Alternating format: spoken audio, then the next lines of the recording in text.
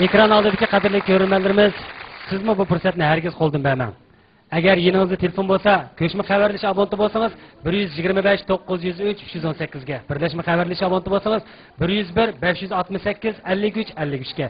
Muqim telefon abonenti bo'lsangiz 168 66 914 ga telefon qilib, bevosita surish qilsangiz kutgan javobga erisha olasiz. Bizning umidimiz talay omad har vaqt sizga nasib bo'lsin. Qani talingizni sinab ko'ring. Shunda. Endi men sizdan bir savol so'rab baqay. Xo'sh. Dunyo nima bilan go'zal? Dunyo? Dunyo mehr muhabbat, sadoqat, inoqlik bilan go'zal. Yana-chi? Yana? Boy dedim-ku. Mehr muhabbat, sadoqat, inoqlik. Yana-chi? Tushundim. Siz bilanmi go'zal? Rahmat. Dunyo yana siz bilanmi go'zal? Rahmat. Dunyo hammamiz bilan go'zal.